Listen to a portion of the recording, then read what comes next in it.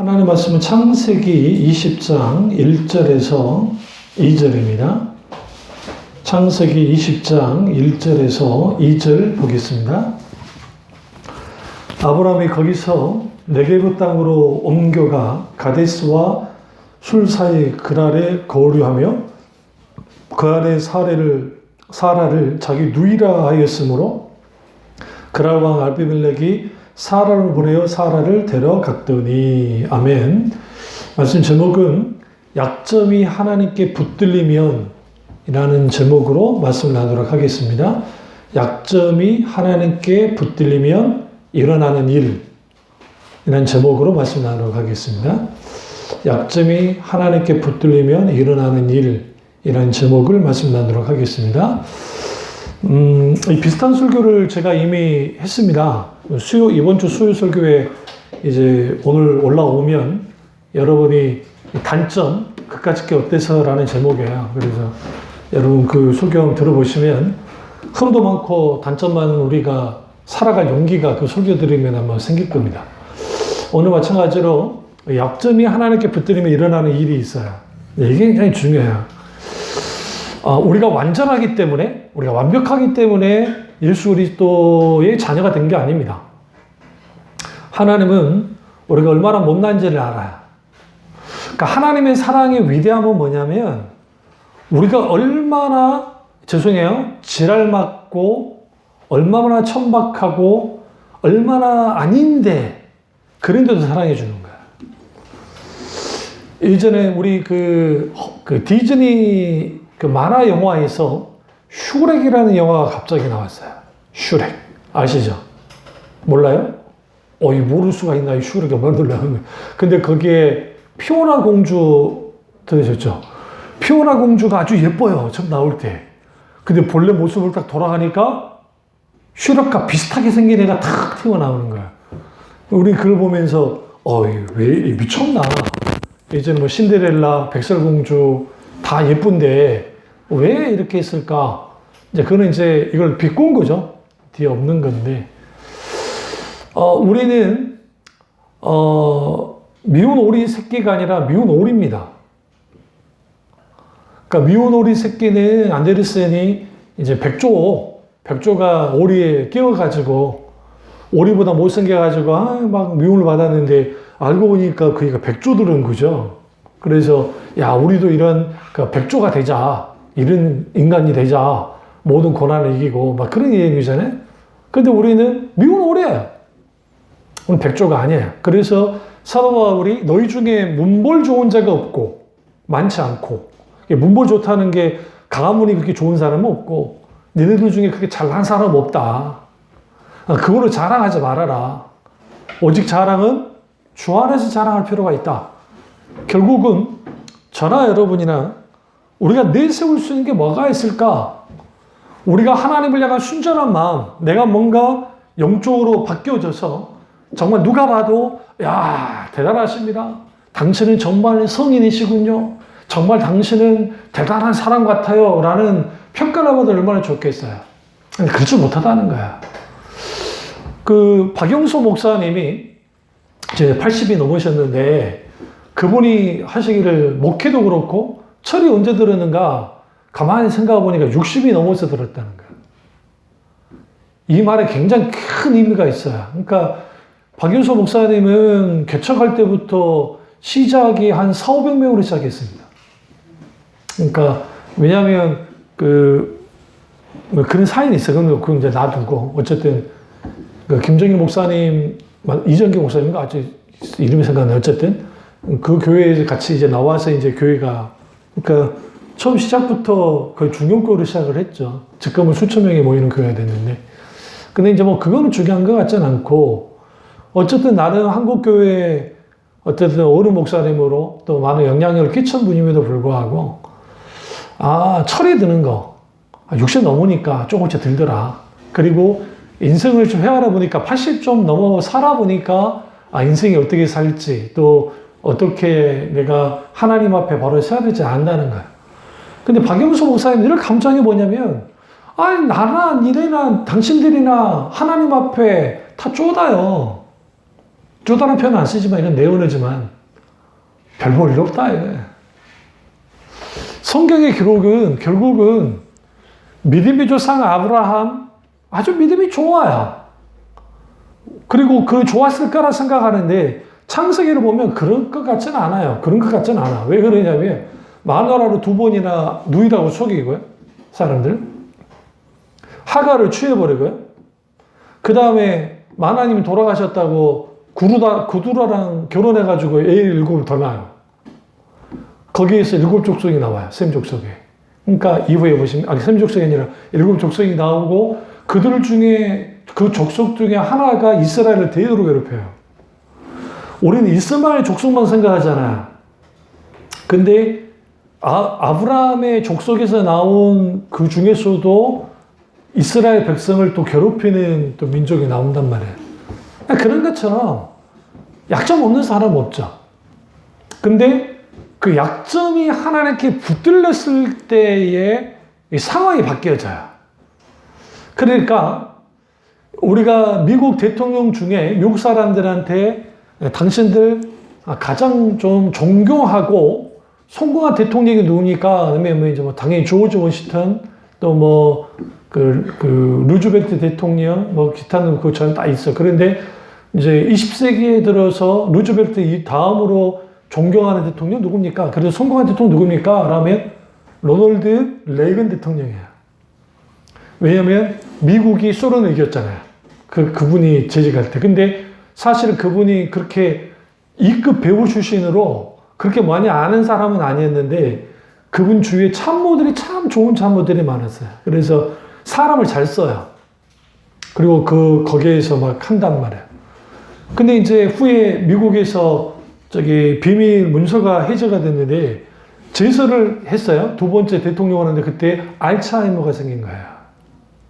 그러니까 우리는 모르고 있었는데 알츠하이머가 진행이 됐고 그래서 이제 이거는 약물로 조금 속도를 늦출 수 있지만 알츠하이머가 그러니까 이제 이분이 뭘 결정하거나 할 때 막 까먹기도 하니까 이제 그 여사 영부인이 많이 도와주긴 하셨는데 그러면서도 불구하고 잘 마치고 남았어요.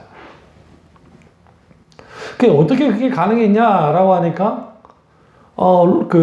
레이건 대통령은 전문적인 것에서는 잘 몰라요, 솔직히. 그러니까 맡겨요, 사람에게. 적시부터 사람에게. 근데 그분이 잘하는 거는 뭐냐면 아주 사람들과 스킨십이 좋아요. 그러니까 굉장히 사교적인 사람이에요.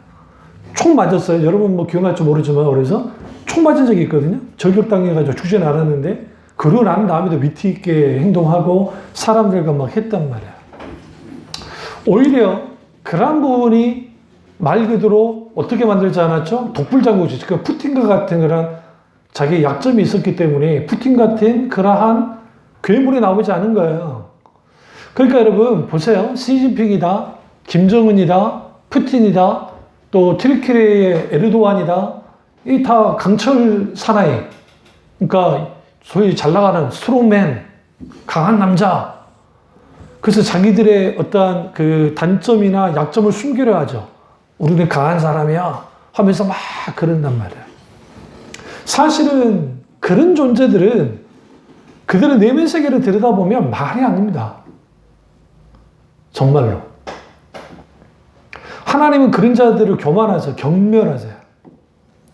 성경에서 하나님 앞에 높아진 자들을 향해서 하나님은 그들을 아주 경멸하시고 가만두지 않으세요. 그러니까 느부갓네살 왕이 남유다를 멸망시키고 난 다음에 승승장구하니까 자기가 뭐라 하냐면 이 세상의 신은 이제 나가 신이다. 내가 진정한 위대한 신이다고 자기가 신선언을 해버려요. 그러니까 하나님이 딱 쳐버려요. 치면서 오늘날 말하면 치매가 걸린 거예요. 치매가 걸려가지고 막 짐승 울음소리를 내면서 그걸 10년 이상 부르고 있어요. 하나님이 그렇게 만들어 버렸어요. 그리고 제정신이 돌아오고 난 다음에 그가 뭐라고 고백하냐면 하나님만이 참 하나님이시다라고 말합니다.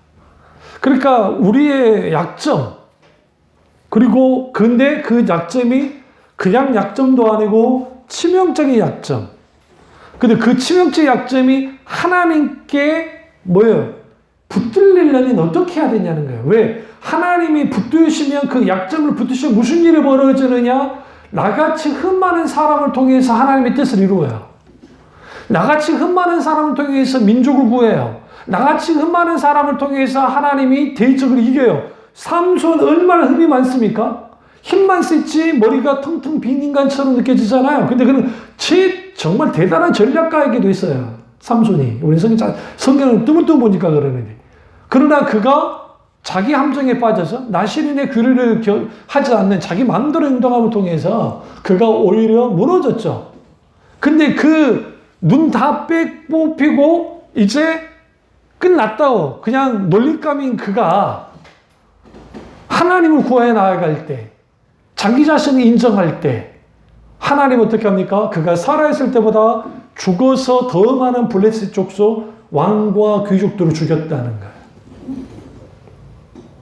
우리는 뭘 할 수 있냐면 우리의 약점이 하나님께 붙들려면 하나님은 그 약점을 통해서 하나님의 크신 일들을 이루신다. 고린도서 1장에 인간의 약함, 인간의 비천한 것을 통해서 지혜로운 자를 부끄럽게 하고 약한 자를 들어서 강한 자를 이기게 하시는 하나님. 그 하나님이 마땅히 우리의 정말 더러운 성격부터 시작해서 그냥 죽 굴리는 마음, 기타 등등 우리의 어떤 그 약점들, 단점들, 사람들은 손가락질 하지만 하나님은 그 약점을 들어서 그 약점을 만져서 하나님 하신 일들을 이루신다는 거예요. 어떻게? 하나님 크게 역사를 이루더라는 거예요. 우리가 할 일은 뭐예요? 그러면 내 약점이 어떻게 붙들 것인가? 첫째로 내 약점을 하나님 앞에 인정해야 돼요. 하나님 저는 그런 사람입니다 라는 거예요. 이 세상에서 가장 악한 사람이 누군가라고 할 때 하나님 앞에 교만한 사람입니다. 그 교만한 사람은 하나님을 믿지 않은 사람이죠. 당연합니다. 그런데 하나님이 가장 가증스럽게 여기는 자들은 뭐냐면 적당한 자기 의를 가지고 자기가 의인이라고 일컬어지는 사람들이에요. 소위 카톨릭이 성인이라고 하는 사람들, 뭐 니콜라이 성인, 무슨 성인, 또 교황이 죽으면 또 성인으로 뭐 추존하기도 하고 해서 그 성인으로 삼죠. 이 세인트라고 하는 우리가 프란시스코, 그러니까 아시죠? 소위 저는 성 프란시스코라고 하지 않습니다. 프란시스코, 아시시의 프란시스코. 근데 이 세인트라고 하는 이 거룩하다라고 할 때 이 세인트는 뭔가 남보다 더 거룩하고 의로운 존재라는 것을 가져가요. 카톨릭은. 그러면 성경에서 말하는 거룩은 뭐냐? 거룩은 구별된다는 의미도 있지만 원래 의미는 구별된다는 뜻이에요. 그러나 두 번째는 뭐냐면 이 월등히 뛰어남. 그러니까 이 거룩함은 월등히 하나님 안에서 뛰어남으로 우리의 이 더럽고 이러한 것들을 다 포용하는 거야. 그리고 그걸 통해서 어떻게 하느냐? 바꿔버려요. 용광로에 여러분 제철소에서 그 강철을 생산할 때에 어떻게 하는 줄 아세요? 우리는 원석 철광석을 갖다가 해가지고 그 용광로에 부어서 그것으로만 뺄 거라 생각하는데 그렇진 않아요, 절대로. 그렇진 않고 고철을 섞어요. 우리 막 할아버지 할머니들 하면서 고철을 주워다 가져가잖아요. 그러면 그 포양 제철소 같은 데에서 같이 섞어요. 그러지 않으면 가격 단가가 그러잖아요. 근데 놀라운 게 있어요. 물론 각 캐낸 고철은 녹이 슬지 않고 하니까 많이 뽑아낼 수는 있지만 그러나 같이 섞으면 놀랍게도 이 강철 질이 더 좋다는 거예요. 그냥 그걸로 할 뿐 또 그 가격도 좀 떨어지고. 그런데 그렇게 녹이 쓴 이러한 것들도 거기에 용광로에 딱 들어가면 이 모든 것들이 다 사라져요. 그러니까 이게 떨어져 나가요. 순수한 철만이 녹아서 액체가 돼서 그렇게 쏟아내는 것처럼 하나님 앞에 붙잡힌 자들, 하나님께 붙잡힌 자들은 자신이 하나님 앞에 내가 정말 별거 아니라는 것을 인정한 사람이고 내 약점까지 인정하고 나온 사람들이고, 그렇다고 한다면 하나님의 사랑의 용광로 안에서 우리가 온전히 거기에서 뭐 해야 돼요? 완전히 녹아져야 돼요. 그래야 그 약점이 내 발목을 안 잡아요. 많은 경우에 우리의 약점이 우리의 발목을 잡습니다. 이거예요, 여러분. 그 사람의 좋은 점이 그 사람의 단점, 약점이 될 수 있는 거 아세요? 예를 들어 아주 남에게 배려를 잘하는 성격이라고 하죠. 그래서 남에게 배려를 참 잘해요. 그리고 정말 세심하게 잘 돌보는 그런 사람이 있다고 가정하죠. 근데 이런 사람들이 아주 강점이고 사람이 다 좋은데 여기에 약점이 있어요. 그게 뭐냐면 이런 사람들은 사람에 대한 배려를 많이 하기 때문에 그 과정에서 자기가 감당하는 소위 감정의 짐, 감정의 스트레스들이 쌓여요. 그리고 속으로 이렇게 끙끙 앓아요. 근데 이런 사람들이 한번 틀어지면, 왜냐하면 이게 흐트러진 삶을 산 적이 없는 사람들이기 때문에 한번 이런 사람들이 틀어져 버리면 그때 확 돌아서요. 그러니까 이거죠. 성격이 화를 거의 안 내는데, 근데 이 사람이 화를 확 크게 내게 되면 주위 사람도 놀라지만 이 사람이 화를 낼 때는 너와 관계를 끊겠다는 생각으로 나오기 때문에 그걸로 끊어버릴 수가 있어요. 그러니까 이게 약점이 되는 거예요. 아주 좋은 점이죠. 그리고 배려를 많이 하니까, 다른 사람에 대한 배려를 많이 하니까 그런 속에서 갖게 되어지는 고민, 때로는 뭐 아주 같이 막 가슴 아파하고 하는 그러한 것들이 막 많으니까 이게 문제가 되고, 반대로 뭐 좋은 게 좋은 거야 라고 하는 사람들, 예? 이런 사람들은 스트레스 받을 일이 별로 없어요. 그러니까 이게 장점인 거예요. 왜냐하면 이거 다 그냥 털고 털어버려. 근데 세심하게 배려하는 사람들은 못 털어요. 이걸 털지를 못해. 쌓죠. 그러니까 제가 무슨 말씀 드리려고 한다면, 인간이 아무리 그게 장점으로 보여도 그 이면에는 단점이 같이 붙어 나와요. 이제 털은 성격은 참 좋아. 근데 문제가 있어요. 대책 없음이에요. 주위에 가족들이 피곤해. 누군가가 뭐 해줘야 돼? 이 뒷마무리를 해줘야 돼. 이제 이게 문제가 되는 거야. 그러면 이제 이게 장단점으로 다가오는데, 하나님의 사람들을 대하는 방식들을 보시면 독특한 게, 오늘 본문에는 아브라함은 아주 강한 사람입니다. 그러니까 전쟁에 나가서 싸울 만큼 용감한 사람이고 강단이 있는 사람이에요. 그런데 그의 약점은 예쁜 마누라였어요.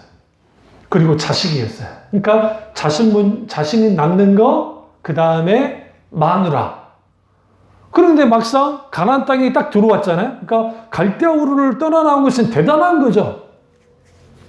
고대 사회에서. 그것도 318명이라고 하는 칼을 들 수 있는 그 종들과 함께 나왔다는 것은 그 규모가 얼마나 대단해요. 그리고 가나안에 있는 족장들이 아브라함이 족장을 함부로 대하지 못한 걸 보면 그가 얼마나 강했는지를 알 수가 있어요. 그 강했던 그도 도시국가에 들어갈 때, 혹은 대제국이었던 이집트를 갔을 때는 한낱 필부처럼 별거 아닌 사람이 되어버렸다는 거예요. 그럼 왜 그러느냐? 모든 인간은 약점을 갖고 있기 때문에. 그런데 하나님은 그 약점을 내버려둬요. 이상하게도, 실수하게. 그러니까 우리가 자녀를 키울 때 때로는 실수하도록 내버려 둘 필요도 있어요. 때로는 실패의 경험도 하도록 해. 일부러는 아니다 할지라도 이게 치명적으로 이 아이에게 치명상이 되지 않는 이상은 어느 정도 해도 괜찮아요. 근데 오늘날에 너무나 많은 그 엄마들이 이제 애들이 한 명, 두 명밖에 안 나잖아요. 한 명이 뭐 그러니까 과잉보호를 하다 보니까 모든 걸 다 막아버려요. 실수할 경우까지도. 그게 거기로부터 이제 무슨 일이 벌어지냐면 그 아이가 그 약점을, 자기의 연약함을 이걸 어떻게 이제 이겨낼 수 있는, 극복할 수 있는 그러한 것들을 키울 못 키우는 거죠. 그러니까 우리가 자주 넘어지는 것들이 있잖아요.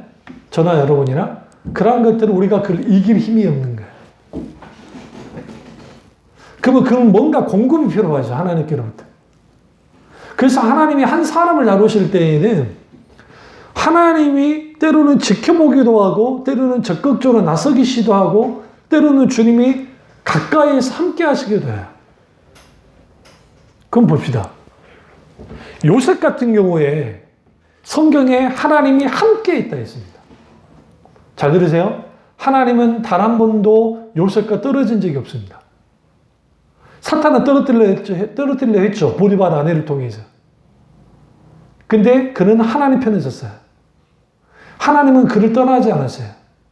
이 부분을 박영소 목사님이 과거 한 20, 30년 전에 썼던 그 책 가운데 하나님의 열심이라는 책이 있어요.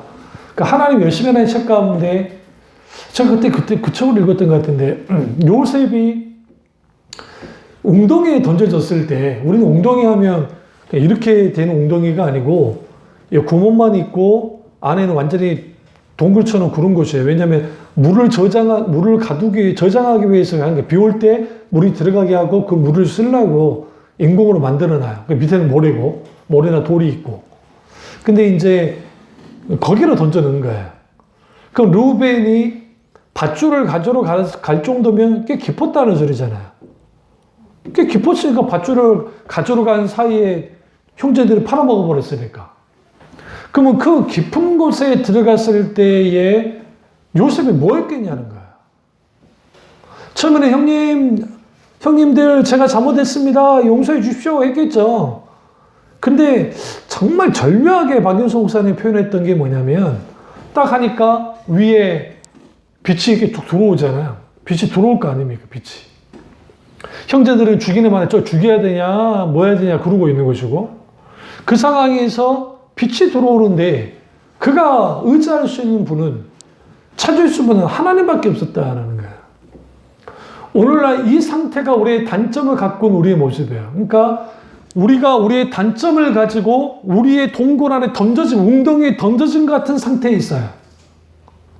그러면 우리가 하나님께로부터 이게 붙들려지려면 마땅히 우리에게 필요한 게 뭐냐면 내 단점을 인정하고 내가 아는 것도 중요하지만 두 번째로 하나님을 찾아야 돼요. 이게 왜 중요하냐면 하나님을 찾되 그냥 찾는 게 아니고 하나님을 내가 전심으로 찾아야 해요. 어떻게? 내가 그 하나님을 내가 찾고 그 하나님이 나와 함께하지 않으면 나는 절대로 뭐 할 수 없다?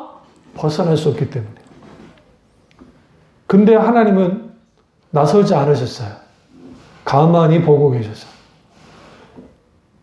그렇게 생각하세요? 아니, 그게 아니고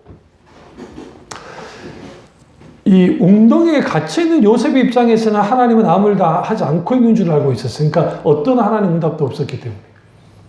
그는 하나님만을 찾았겠죠. 근데 성경에 갑자기 마침 이스마엘 상단들이 지나더라 그랬어요. 여기서 마침이라는 표현이 굉장히 중요해요.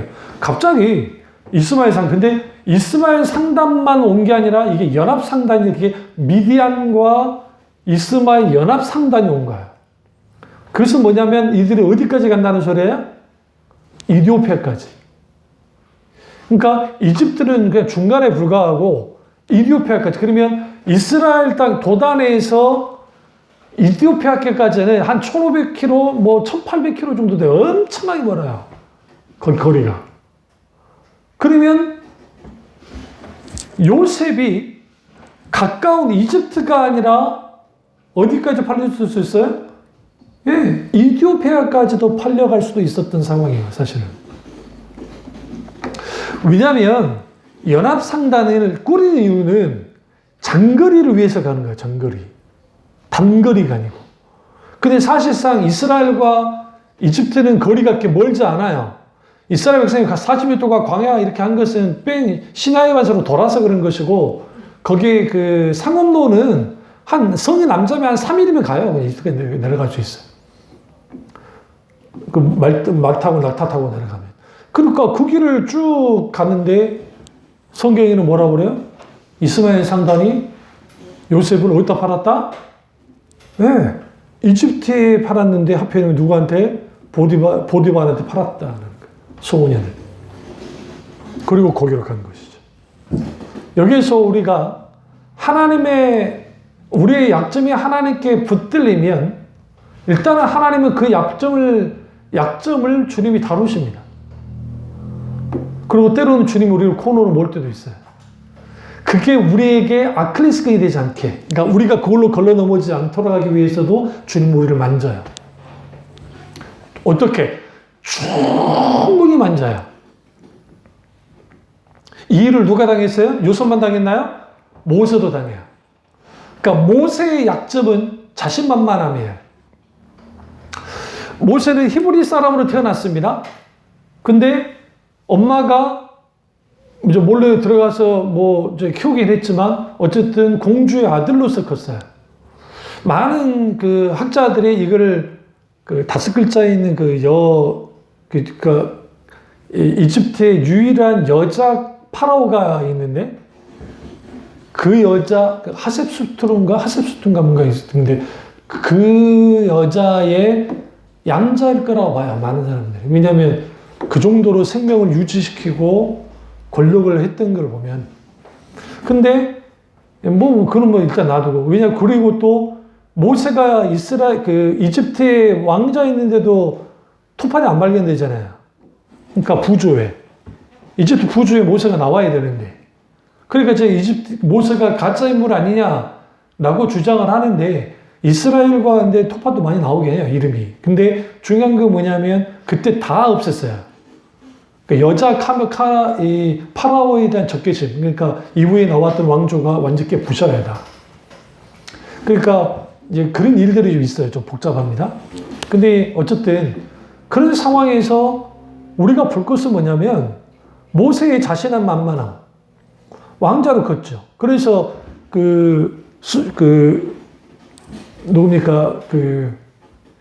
스데반의 설교 속에서도 그렇고 그가 대단한 학문을 배웠다는 거야. 그러니까 수사학을 배우고 별을 볼 수 있는 첨성 그런 걸 다 점성술 다 배우고 언어부터 시작해서 싸우는 법까지 다 익혔단 말이에요. 왕자로서. 그걸 호의호식했고. 그러나 그것을 자신의 왕자 신분을 호의호식했던 사람은 아니에요. 민족을 돌아볼 정도로 의협심이 강했던 사람입니다. 근데 그 의협심 강함이 그로 하여금 어떻게 만들었느냐? 넘어지게 만들었어요. 그러니까 그게 강점이잖아요. 지도자로서는 대단한 사람인데 오히려 그게 하나님 앞에서는 아주 문제가 된 거예요. 왜? 교만하면 안 되니까. 그러니까 40년 동안의 미디안 광야 생활을 했어야 됐어요. 여기서 재미있는 게 광야 이스라엘 백성들보다 40년 먼저 광야 생활을 한 사람이에요.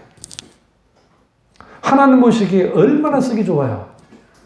하나님이 처음부터 그대로 40년 광야 생활할 생각은 없으셨지만 하나님은 전지전능하신 하나님이시잖아요. 그럼 그 광야 40년에서 하나님 뭐 했냐고요? 그 약점을 만지는 거예요. 그 약점이 만져지고 다루어지는 거죠. 근데 문제는 하나님의 약점을 만지니까 다른 약점이 또 튀어나왔어요. 이게 문제인 거예요. 그래서 인간은 약점투성이라는 거예요. 자신만만했던 모세가 코가 석자로 빠져버렸어요. 더 이상 나는 아무것도 할 수 없습니다 하면서 자존감 낮은 인간이 되어버렸던 거예요. 여러분, 자존감이 낮은 자와 자존감이 높은 자 중에 누가 좋을까요? 흔히 우리는 자존감 높은 게 좋을 거라 생각하잖아요. 그런데 신앙의 세계에서는 자존감 높은 게 이게 치명적인 독이 될 수 있어요. 차라리 자존감이 낮으면 일은 안 저질러요. 자존감 낮은 사람들이 잊어지는 거 봤어요? 소심하기 때문에 저질러도 적게 저질러요. 그런데 자존감이 높으면 국가적으로 저질러요. 그래 안 그래요? 그러니까 그런 사람들이 대통령이 되고 그런 사람들이 국회의원이 되고 그런 사람들이 막 고위직에 있으면 이거는 환장할 일이 되는 거야. 그러니까 모세의 이 자존감 높음은 주님이 지려 밟아서 꽤 부셔놨는데 40년 동안 얼마나 밟았든지 이제는 자존감이 없어. 이제는 땅바닥이야. 그래서 모세야 고통받고 있는 네 이스라엘 민족을 돌아보라.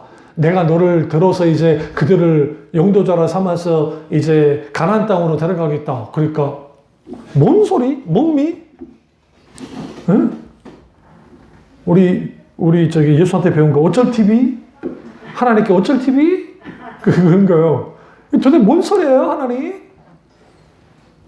근데 하나님께서 불꽃 가운데 나타났잖아요. 위험 있게 나타났잖아요. 내가 이 자존감이 땅바닥에 떨어졌다 했잖아요. 그 말대꾸를 못해. 생각해보시면. 모세가 말대꾸를 못하고 끙끙 앓으면서 가요. 숫꽃까지. 생각해보시면. 그러니까 지금 미디안 광야에서 이제 이집트까지 람세까지 가는 거리가 있잖아요. 이제 툭툭툭 지나가다가 숫꽃까지 갔어요. 이제 왜 숫꽃에서 하나님이 덮치냐면 이제 더 가면은 어디까지 들어가면 이집트 영내로 들어가기 때문에 하나님께서 돌격했다고 성경 말해요. 이 표현이 굉장히 중요한 게 성경에 하나님이 돌진하는 경우가 돌격하는 경우가 없어요. 이게 하나님이 엄청나게 분노하신 거예요. 명심하세요. 모세가 하나님께 대들지 않았어요. 말대꾸 안 했어요. 근데 속으로 끙끙 앓고 있어요. 하나님은 중심을 살피신 하나님이세요. 마누라랑 같이 움직였어요. 게르솜도 같이 데리고 갔어요. 큰아들. 아마 시보라한테 그 말 했겠죠. 나는 가도 나는 못해. 그러니까 이거 뭐 감당 못할 것 같으니까 하나님께 나는 말도 못하고 어떻게 합니까? 그러니까 야, 네 죽은 줄 알았는데 네 형 있지. 네 형 아론 지금 살아있어? 내가 그놈 이미 들었을 준비를 하고 있어. 걱정하지 마. 빼도 박도 못하게 됐어. 가기 싫어 죽겠는데 이 미친 하나님이 죄송해요. 미친 하나님이 이런 뭐 하신 것 같아. 그러니까 좀 환장하는 거지 모세가. 근데 하나님이 돌지는 거야. 시보라가 어떻게 했죠? 시보라가 하나님의 진노를 알아챌 정도면 얼마만에 하나님 분노하고 지금 오시는 거야. 그러니까 그녀가 급하게 게르솜의 양피를 베버려요. 게르솜에. 남자의 거기 애를. 그와 던져요. 모세 앞에. 하나님은 멈추세요. 그 행위가 뭐냐면, 그게 이제, 이게 할례와 관계가 돼요. 아직 할례교라가 없지만, 하나님 앞에 표징으로서 그렇게 한 거예요. 피값으로. 그러니까 하나님이 진노를 멈춰요. 근데 여기에서 이 하나님이 하나님의 사람들의 약점을 다루시는 방법. 어떤 애들은 살살 그래 알았어 하시는데 어떤 것들은 주님 막 강하게 하세요. 모세한테는 강하게 하신 거야. 너는 강하게 안 하면 안 돼. 진짜 죽이려고 하나님이 하신 건 사실이에요. 근데 막았죠. 누가? 시보라가. 그러고 난 다음에 모세의 반응 보세요. 당했잖아요. 이 만만한 분이 아니야. 그러고 가는데 그 조금도 틀어지지 않습니다. 갑자기 다른 사람이 되어 있어요. 여기서 우리는 뭘 알 수 있냐면 이때 모세를 하나님 붙드시는데 그냥 붙드시는 게 이렇게 말해요. 네 손에 있는 이 지팡이 그리고 네가 가서 될 일을 주님이 소상하게 다 알려주세요. 성경 한번 보시라고요. 그러니까 모세가 지금 계산하고 있는 계산들 이미 하나님이 다 보고 계시잖아요. 그러니까 다 알려줘요. 그러니까 그걸 그 따라가는 거예요. 그리고 맞섭니다.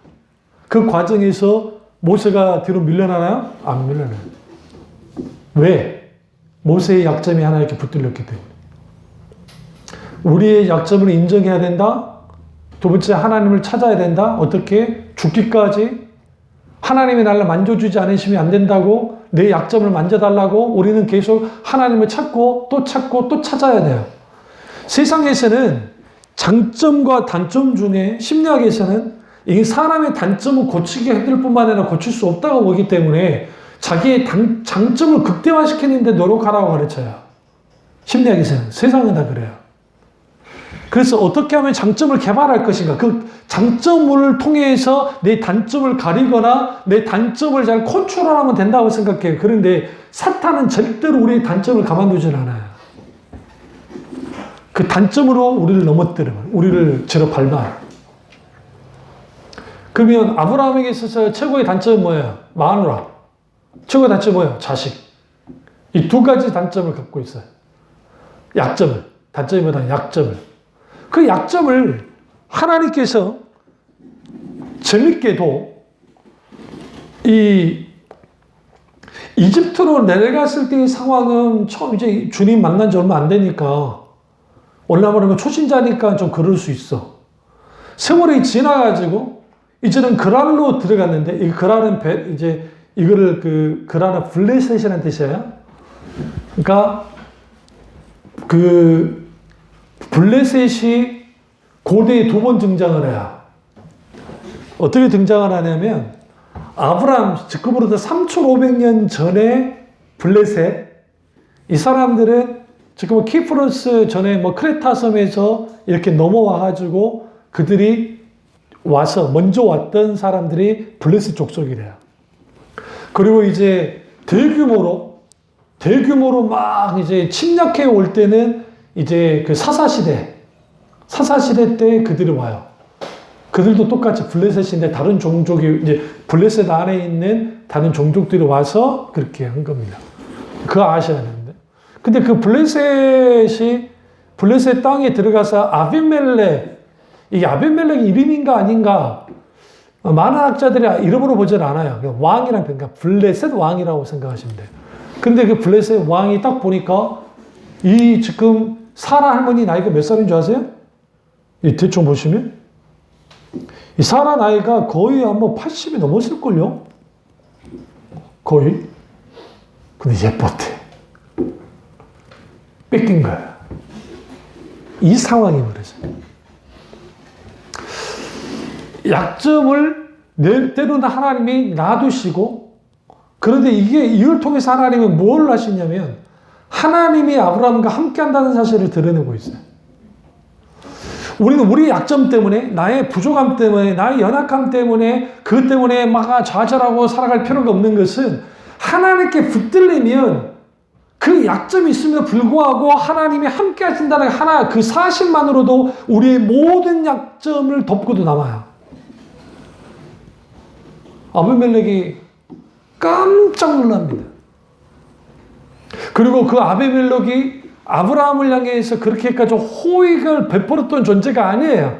근데 그가 딱 보니까 이 아브라함과 하나님이 함께 한다는 사실을 알았어요. 그러니까 뭘 해요? 언약을 맺어요. 원래 말하면 계약을 맺었단 말이에요. 어떻게? 서로 공격하지 않고 서로 보호한다는 쌍방 보호조약을 맺는단 말이에요. 일종의. 그걸 통해서 그러면 맺었던 이유는 뭐냐? 아비멜렉의 입장에서는 하나님이 들어온 거예요. 그러니까 우리가 건강이 좀 별로 안 좋고 내가 뭔가 심지가 좀 약하고 내가 좀 부산스럽고 때로는 내가 너무 예민하고 때로는 너무나 좀 신경질적이고 내가 뭔가 그럴 수 있단 말이야. 근데 그러한 것들이 하나님께 붙들려지면 그리고 하나님 그분이 우리와 함께하기 시작하면 그 하나님께서 그러한 것들을 만지신다고요. 어떻게? 거기에 딱 네가 한번 지지고 볶게 놔둬요. 그러면서 내가 알 거예요. 근데 이 나 같은 이런 종자를 하나님이 나를 사랑해 주신다는 그 사실 하나가 나와 함께 한다는 사실 하나가 얼마나 감격스러운지 몰라. 그러고 가는 거예요. 이삭의 최고의 약점은 소심함이에요. 성경 보시면. 근데 성경은 이삭이 거부였더라라는 표현을 통해서 우리가 생각하는 이삭의 모습과는 전혀 달라요. 물론 그가 나이가 들고 이제 시력이 약해질 때에 그가 보였던 그 행동, 그러니까 이제 빨리 장자 면모를 줘야 되겠다고 하는, 그러 놓고도 제가 알기로 140 몇 세까지 살았어요. 더 오래 살았단 말이에요. 그러니까 건강 연혈증도 있었던 것 같아요, 내가 봐서는. 그러나 이삭의 그러한 약점들이 하나님께 대한 어떻게 하냐면 하나님 아래 전적으로 의지하게 만들었어요. 그래서 절대로 부딪히지 않아요. 싸우지 않아요. 져요. 그런데 이겨요. 왜? 우물을 팔 때마다 그랄 왕이, 이 그랄은 또 다른 왕이에요. 아브라함 시대의 그랄 왕이 아니고 이후의 시대의 그랄 왕이에요. 빼앗기고 심지어 아버지가 팠던 것도 빼앗기고 이제는 끄트머리까지 왔는데 팠는데 이걸 보고 그랄 왕이 충격을 받은 거예요. 요즘에도 우리나라가 우리나라가 70%가 산이라 우리나라는 지하수가 굉장히 풍부한 나라입니다. 그러니까 우리나라만큼. 여러분 잘 생각해보세요. 우리 시골이나 근대 가보면 우물 없는 곳이 없었어요. 요즘에야 수질이 오염이 되고 막 하도 이제 농약을 쓰고 해서 아는 거지. 어렸을 때 언제 수도가 언제 들어와요. 저도 우리 할머니 집 가보면 막 20m 이상까지 되는 거기에 물이 있어요. 그럼 두레박 해가지고 나도 막 그거 막 해가지고 막 했거든요. 재밌잖아요. 도시촌 놈은 그게 재밌거든. 근데 우리 이종 사촌 형들은 한 질색을 해. 하여튼 그거. 왜 물기로 하면 힘든 거 아니까. 근데 그런 게 있었잖아요. 그 물이 흔했어요. 근데 그 시대, 그런 우리나라도 지하수 찾기가 쉽지 않아요. 우물 파는 게. 하물며 파는 곳마다 나와요. 파는 곳마다 나와요. 이게 충격적일 수밖에 없죠. 그러면 우리는 각자 우리의 약함을 갖고 있고 우리의 약점을 갖고 있습니다. 그렇다 한다면 우리 약점을 어떻게 해야 되겠냐라는 거예요. 나는 이 약점 때문에 어쩔 수 없어. 자기 합리화하시면 안 됩니다. 그 대신 하나님 알잖아요. 나 그런 거. 그래서 너무 뻔뻔스럽게 하면 안 됩니다. 그러다 쳐 맞으니까. 죄송한데요. 성경에 그런데 어떻게 알아요? 어쩌라고요? 우리 아까 예수가 잠깐 눈물을 흘렸어요. 여기 가슴 아픈 사연 나오니까 사춘기가 맞더라고 아직까지. 그리고 저것이 감정이 풍부해. 감정이 풍부하네요.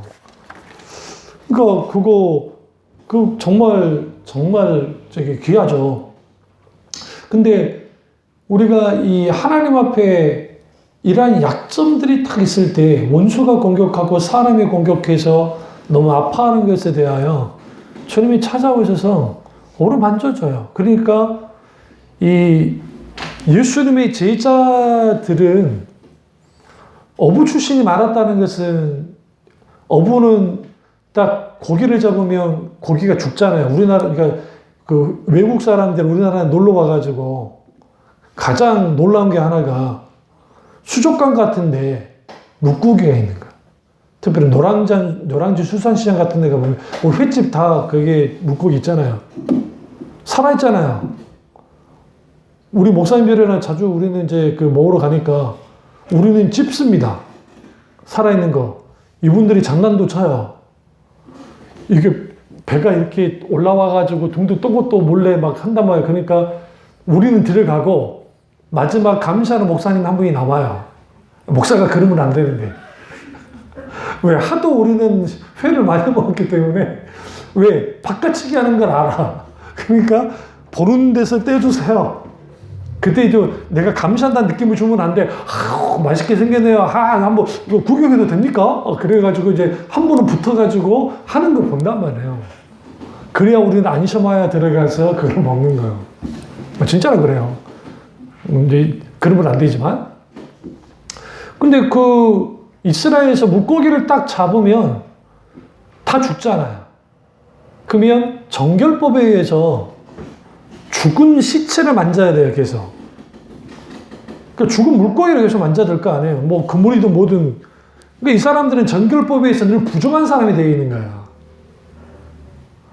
그러니까 당연히 우리가 생각하듯이 가난한 사람들은 아니에요. 그러니까 배를 갖고 있으면. 그러니까 베드로와 안드레는 가난한 사람이 아니에요, 절대로.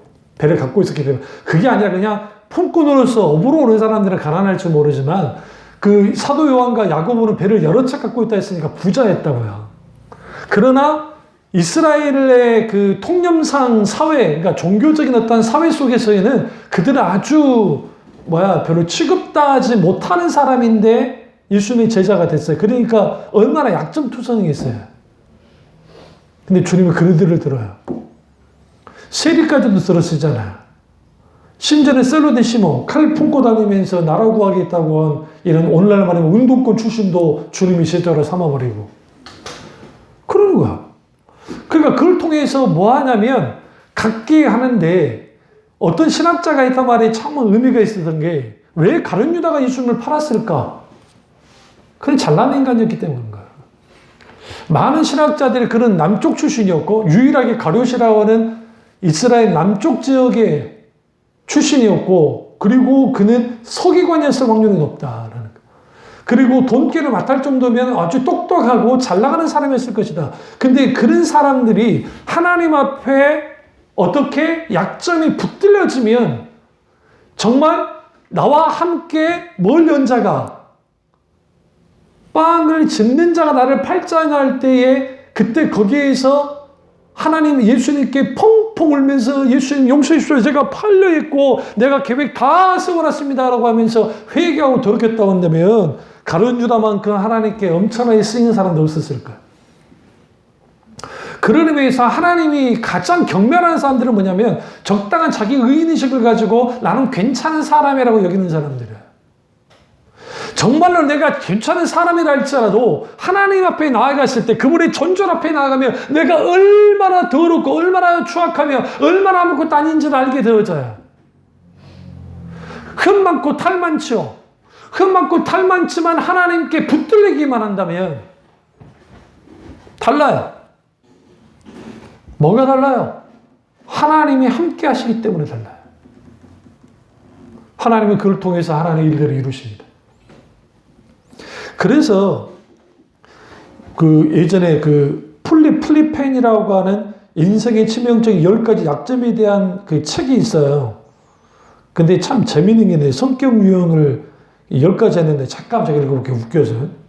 방탄 쪼끼형, 지나친 자신감을 갖고 있는 성격, 날지 못하는 타조형, 자신감이 낮은 소심한 성격, 마시멜로형, 사람들을 과잉보호하는 우유부단하고 무른 성격, 비판형, 요구가 많고 까다로운 성격, 빙하형, 다른 사람을 잘 배려하지 않는 인감이 없는 성격, 좀비형, 열이나 의욕이 낮고 비전이 없는 성격, 불도저형, 지나치게 주위 사람들을 지배하려는 성격, 거북이형, 변화를 거부하는 보수적인 성격, 화산형, 공격적이고 화를 잘 내는 불같은 성격, 충동형, 통제가 부족하고 감정적으로 행동하는 성격.